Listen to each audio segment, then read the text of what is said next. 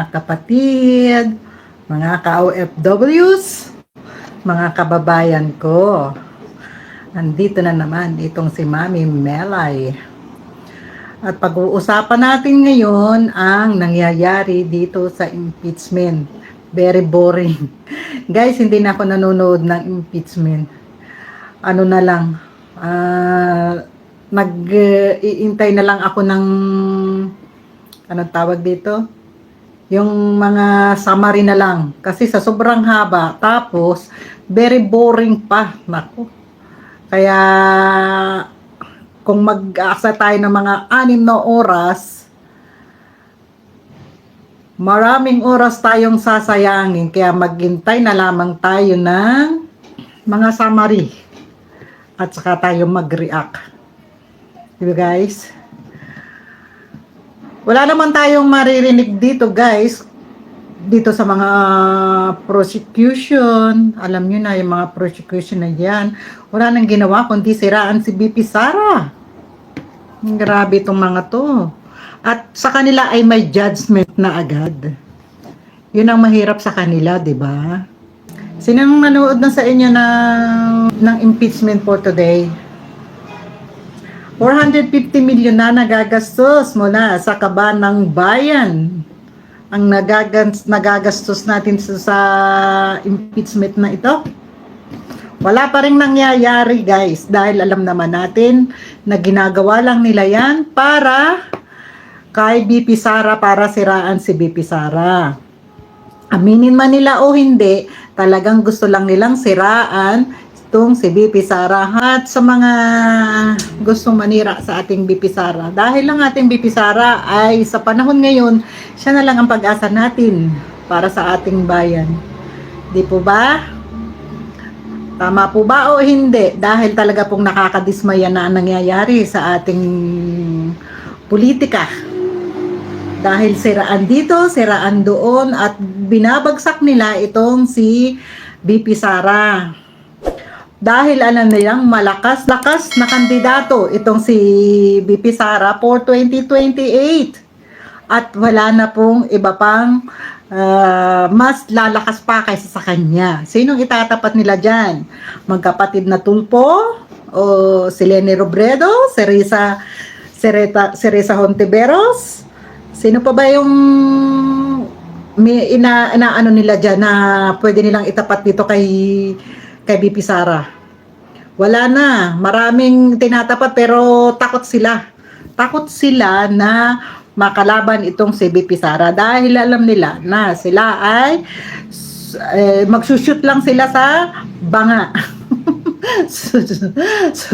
Mag-aano lang sila sa inidoro. Oh, 'di ba? Pero guys, 'di ba? Kung si BP Sara ang magiging presidente natin at gagawin niya itong ginawa ni PRRD sa Pilipinas at itong ginawa nila sa Davao, wow.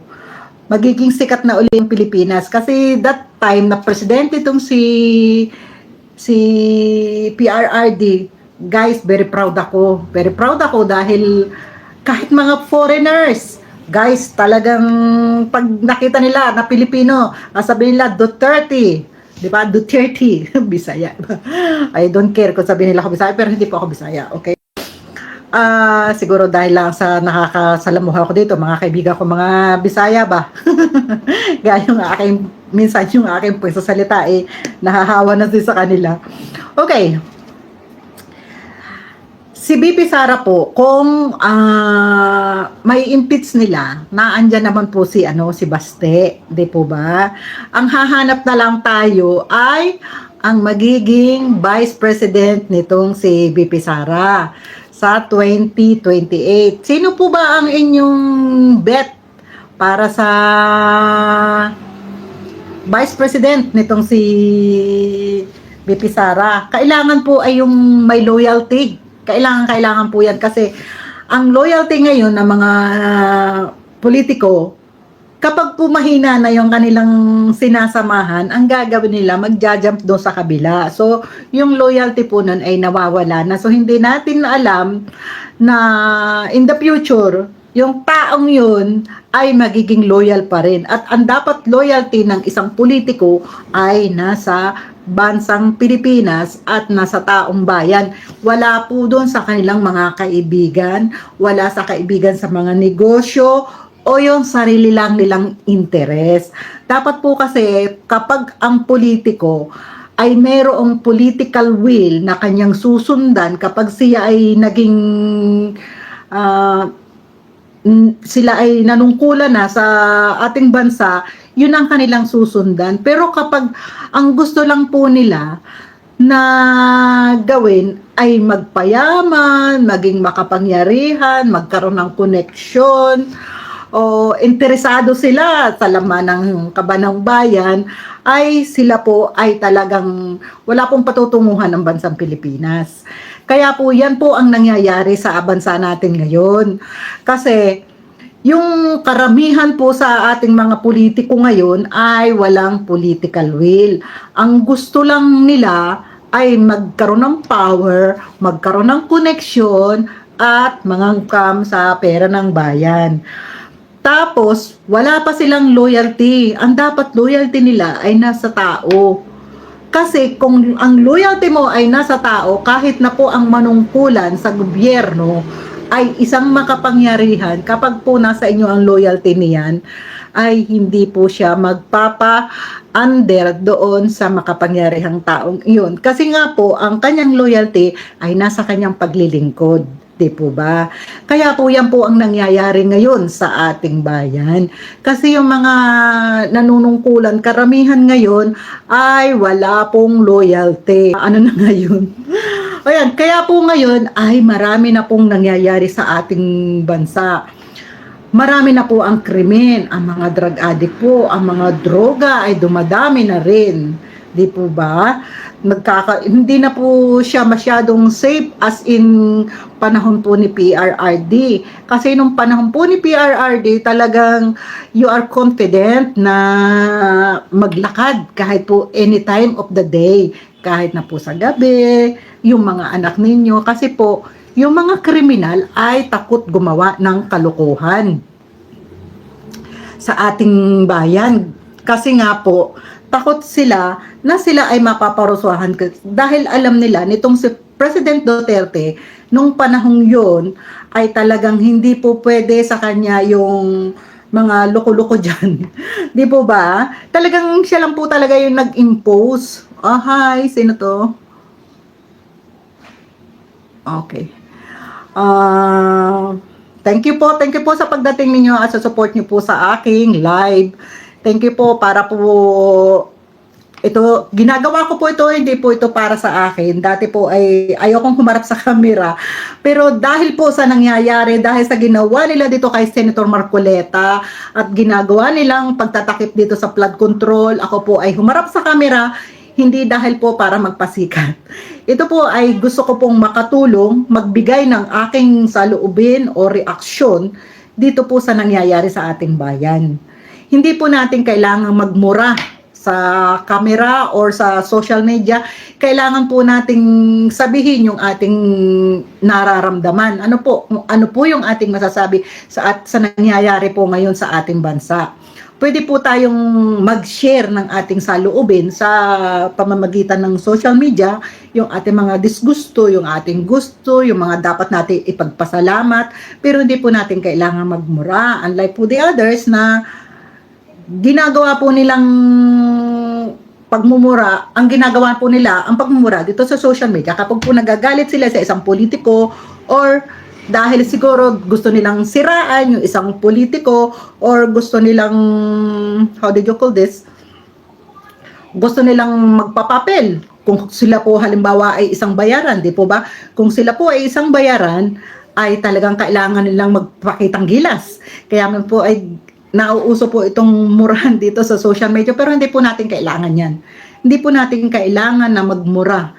Kailangan po natin na sabihin natin kung ano yung nasa loob natin, kung gusto po natin ang nangyayari sa ating gobyerno.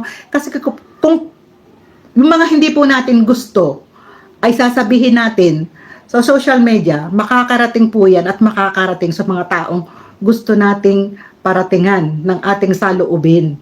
Kasi kapag marami po ang nagsishare niyan, maiisip nila, uy, galit na ang taong bayan. Talagang hindi na maganda itong nangyayari. Kailangan nating gumawa na ng paraan para ang ating bansa ay umayos o ayusin ng kanilang mga serbisyo. Pero kung halimbawa po magsasawalang kibo po tayo at pababayaan lang natin, ha, bahala sila, parang ganun, wala pong mangyayari sa atin.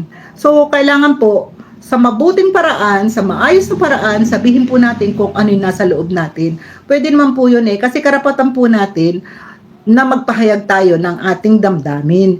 Hindi lang po ng mabuti, kung hindi po yung mga ayaw din po natin, yung mga against natin, na nangyayari ngayon. Kasi kung hindi po tayo magsasalita, akala po nila ay okay lang ng okay. Nakikita po ninyo ngayon, yung mga nangurakot, di po ba wala pang nakakasuhan? Sino lang yung pinakulong nila? Si Diskaya, di po ba? Si Diskaya na ginawa pang witness nitong si Senator Marcoleta. Pero yung pong malaking isda, ay wala pa silang napapakulong. Ang pangako ni PBBM ay ipakukulong na. Kahit nga po kakasuhan na, wala daw pong kamag-anak, walang kaibigan. Pero para pong mula nung siya ay mag-sona, parang wala pa po na nakakasuhan, di po ba? Tapos si Bonoan, ayun, ginawa pa nilang witness. O, ano po mangyayari ngayon sa flood control na nangyari, ay trilyon po ang nakuha nila yan, ang nakamkam. Ay paano na po mangyayari sa perang yun? Hindi na po ibabalik yun sa kaban ng bayan. Sila na lang po ang magpapasasa. Kasi kung tayo po ay mananahimik, akala nila okay lang ng okay. So, kapag po sila ay kapag may mga sumunod na naman na mga politiko na manunungkulan, gagawin nila yung mga pagnanakaw na yan. Kasi po, nakikita nila na okay lang sa taong bayan, hindi sila napaparusahan. Anong gagawin nila? Kapag yung kanilang tungkulin o yung kanilang katungkulan, tapos na sila, either na sila ay kumandidato uli at manalo uli at magnakaw uli, o hindi man sila, kung matapos at hindi sila manalo, kung sila ay hahabulin na ng batas, anong gagawin nila? Tatakas nila. Tatakas na yan. Kapag tumakas sila, hindi na natin makukuha yung nanakaw nila, di po ba? Tapos, kung halimbawa po, kung sila ay manalo, at kahit na sila ay masangkot, kapag nanalo sila, at ang nanalo na mataas, ay magiging kapanalig nila, wala. Ligtas na naman sila. Di po ba? Medyo tayo ng tea. Intermission. Ganun po yun. So, kung tayo po ay magsasawalang kibo, wala pong mangyayari sa bayan kasi akala po nila talagang okay lang nangyayari. Kasi paulit-ulit po lang yan eh. Alam nyo po itong yung si Marcos Sr., hindi po ako fans ni Marcos Sr., pero sa tinagal-tagal po ng kanyang panunungkulan, napatalsik man po siya, marami din po siyang nagawa. Kaso mo yung anak niya, na itong si PBBM, sad to say po, parang yung kanyang ama, sa tinagal-tagal nun, tapos siya ay saglit lang, sad to say po, talagang, alam niyo yun, parang hindi natuwa ang tao. Parang mas marami yung masakit ang loob na sila ay nabudol. Kasi nga po, dahil po sa kanyang mga kapanalig at maaaring siya po ay involved din or dahil siya ay yan po mga flood control na yan, siya po kasi yung pumipirma. Kasi po, ang isang pagnanakaw ay hindi po yan mangyayari kapag po hindi niya pinayagan. So, kapag pinapirmahan po yan sa kanya, natural naman po yan, nababasahin naman po siguro niya. Ay so, paano po mangyayari yung kung pipirmahan na lang ba niya yun? Hindi niya ba yun babasahin? Siyempre, inaaral din po niya yan. At saka may abogado po ang ating presidente. Sad to say naman po na hindi niya po sasabihin yun. Tapos ngayon po, na pinangakuan niya na, ayan, kakasuhan na nga. Guys, si Senator Marcoleta, hindi pa man siya kinakasuhan, kakasuhan na itong si Romualdez. Pero bakit si Romualdez nandyan pa rin sa labas? Wala pa rin siyang kaso hanggang ngayon at hindi pa rin siya nililite. Samantalang itong si Senator Marcoleta, Biyernes lumabas ang kanyang warrant of arrest. Biyernes, guys. Imagine nyo, first day ng impeachment. Lunes. Guys, pumunta siya sa Sandigan Bayan para nga doon sa kanyang motion to quash.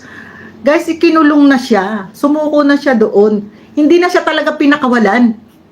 Hindi na talaga siya pinakawalan, guys. Pero itong si Romualdez, my God, andyan pa rin siya. Tapos ngayon, nung mag-recan itong mga 4 na Marines, sinundan pa niyang si Gutesa. Guys, ayan, siya ng para mabasura ang kanyang kaso. Pero ano nang mangyayari? Pero mas marami pa naman ng Marines, di ba? Marami pa dyan. Andiyan pa si Saldico. Pero I believe na itong si Saldico, hindi siya babaliktad. Kasi naniniwala pa rin ako na hindi babaliktad itong si Saldico. Bakit kanyo? Kasi si Saldico, takot na eh. Takot na. Maniniwala ba siya na pababayaan na lang siya na ganun? Di ba? At saka hahabulin sila ng taong bayan. Alam niyo, kapag itong bumaliktad dito si Saldico, kasi nagsalita na siya, ang dami niyang pinangalanan. Mabibigat ang kanyang mga akusasyon. So kahit na po bumaliktad yung 4 na Marines, sa kaya si Gutesa, actually ito si Gutesa, palagay ko lang yan, na napilitan lang siya, maaaring tinakot siya. Bakit kanyo? Kasi after na siya ay mag-witness sa Senado, na wala na si Gutesa, di ba? Hinahanap sila Mike Defensor. So sinasabi niya na hindi na daw siya tinawagan, hindi na daw siya kinontak nila Senator Marcoleta at saka ni Mike Defensor. Ang sabi noon ni Mike Defensor, hindi niya alam asan si Gutesa. So nagwi-wish pa rin itong si Mike Defensor na sana nasa ligtas siya at okay siya. Hindi alam ni Mike Defensor nasaan itong si Gutesa. Maaaring itinago po siya. Sino ang nagtago kay Gutesa? Yun ang hindi natin alam. Pero kahit na may kutob tayo, hindi natin masabi kung sino. At alam ko kayo dyan, na alam nyo kung sino ang nagtago sa kanya. Di ba noon ay tumawag itong asawa ni Gutesa kay Gutesa para tanungin at alamin at nirecord yun ng asawa ni Gutesa. Tapos nalaman natin doon na itong si Gutesa ay pinapipirma ulit ng panibagong salaysay.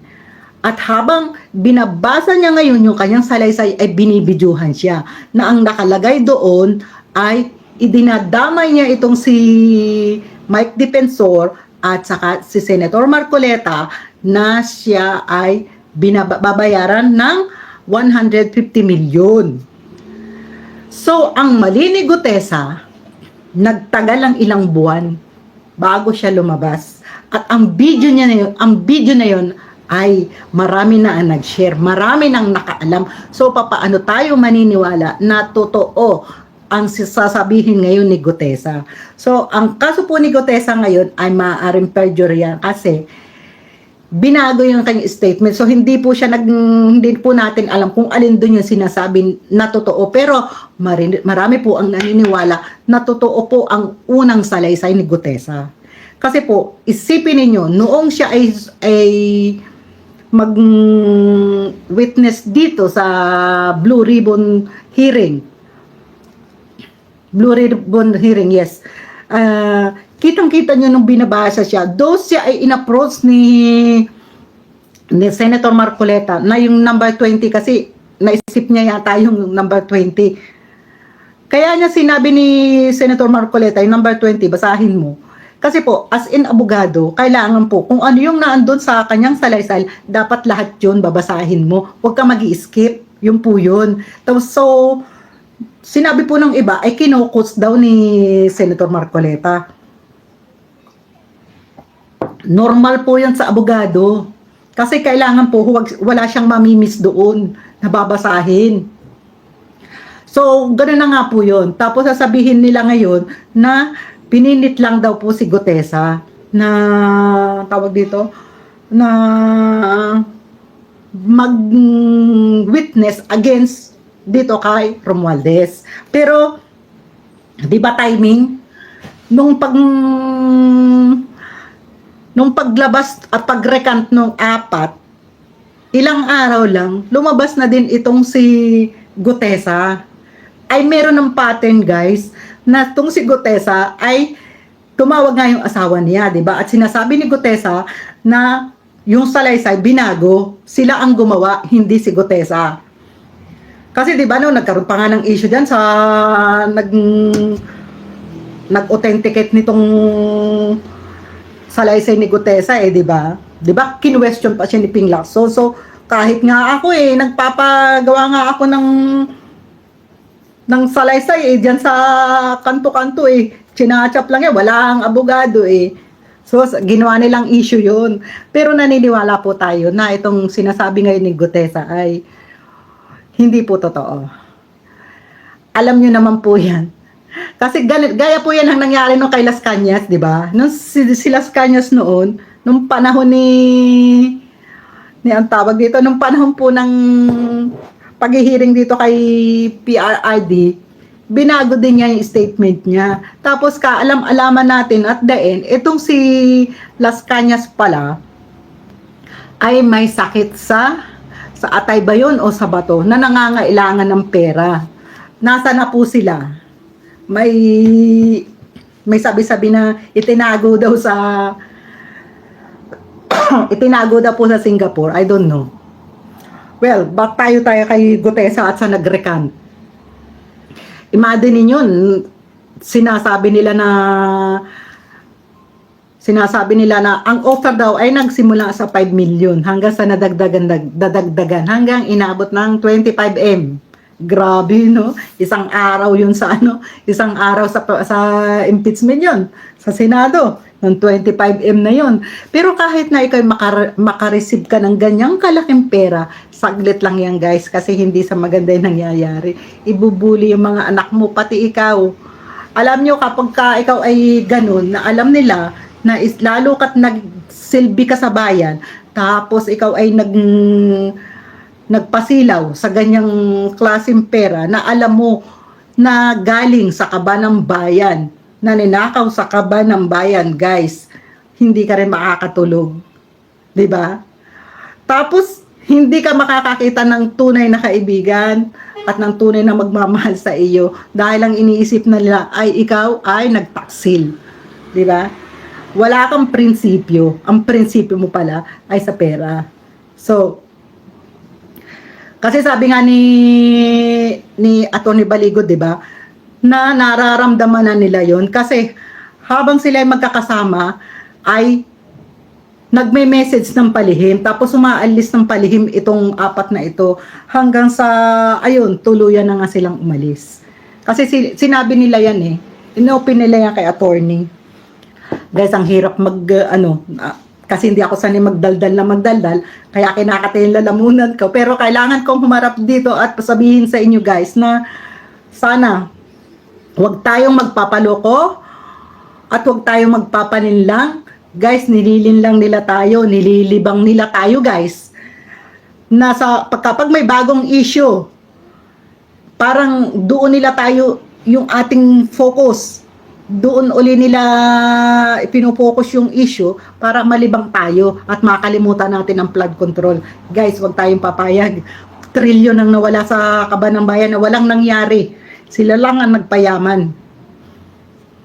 Marami ang naapektuhan ng baha. Kaya tuwing bumabaha, tuwing umuulan, hindi makakalimutan natin yan na nangyari sa flood control. Kaya guys, magpakatalino po tayo. Huwag tayong malilibang, huwag tayong palilinlang sa mga yan. Kailangan po ay buksan uli ang flood control hearing. Bakit ibinigay yan sa ombudsman? May tiwala pa ba tayo sa ombudsman? Maniniwala ba tayo na walang papanigan ng ombudsman? At bakit dinala nila yan diyan? Di ba mas maganda po kung mas maganda kung dyan yan sa Senado, tapos televise. Kasi malalaman natin sa mga witness kung sila ba ay nagsasalita ng totoo, nagsasabi ng totoo o hindi. Lalo na kapag magaling ang magtatanong na abogado. Kasi kung magaling ang abogado, kahit na po gaano kasinungaling ang witness, makokorner po yan ng abogado. Bakit po hindi nila palayain si Senator Marcoleta? Kasi si Senator Marcoleta po, wala po siyang ninakaw. Wala po siyang ninakaw sa kaban ng bayan, ni piso wala. Pero dahil gusto nilang mawala sa landas itong si Senator Marcoleta, lalo na po dyan sa impeachment at dyan sa Blue Ribbon, gumawa po sila ng paraan na mawala si Senator Marcoleta. Kasi si Senator Marcoleta, kapag po nagtanong, hindi ka po makakaiwas talagang sumagot. At magaling po siya sa taktika, sa pagtatanong. Talagang mapipiga ka niya kung magsasabi ka ng totoo o hindi. Kaya po siya ay inalis.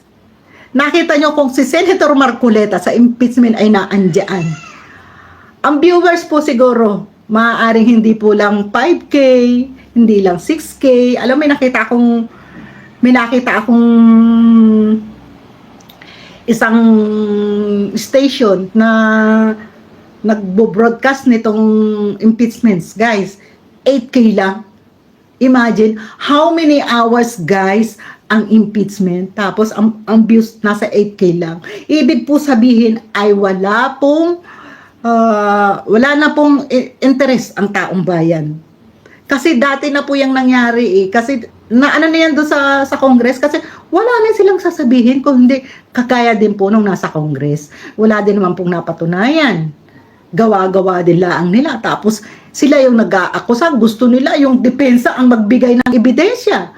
Sila itong magpatunay ng inaakusa mo. Di po ba? Mga baliw itong mga to Di po ba? Kaya, I don't know. I cannot find the right words. Kaya, guys, wag na po tayong paluloko sa mga yan. Tapos ito si, I cannot forget, yung itong si Rapi Tulfo, guys. Grabe pambabastos niya. Sabihan niya ng stupido itong si Acosta. Isipin niyo yan. Dapat broadcaster na lang tong magkapatid na to Hindi na to dapat ng senador, guys. Kasi yung pagiging broadcaster nila, dinadala niya dyan sa Senado. Siguro, how about, siguro yung sa susunod, ang kunin na lang nating mga senador, yung mga abogado na lang para totoong may alam sa batas. Di po ba? Huwag po yung kumo sikat, ay ibubuto natin. Mahirap pa nga po minsan yung sikat Ang kilala ko lang ng sikat na alam kong nagmamahal sa bayan, ito po si Robin Padilla. Ito si Robin Padilla, medyo straight din yan At saka nakikita mo talaga po yung pagmahal niya sa bayan, di po ba? I don't care if I'm ugly. No, I'm not saying I'm beautiful. I'm beautiful in my heart. Don't worry. Hindi ako okay lang. Criticism is okay lang. No problem. Because alam ko ang Diyos nakikita yung puso ko. Okay? Kung ugly ka rin. Sorry. Okay. Ayun na nga, guys. So, huwag po tayong paluloko. At isipin po natin, dapat po nga po itigil na yung impeachment na yan. Bakit? Kasi po yung impeachments ay nagsasayang po sila ng pera. 450 million na po ang nauubos ng kaban ng bayan dahil po sa impeachment na wala pong kakuwe-kwenta. Boring po. Boring. Yung iba ay gusto lang mag-grandstanding. At yung iba ay siguro yung nagpapapogi para kakandidato next election. Para makilala sila ng taong bayan. O, diba? O, siya, guys. At ako'y papasok na sa aking trabaho.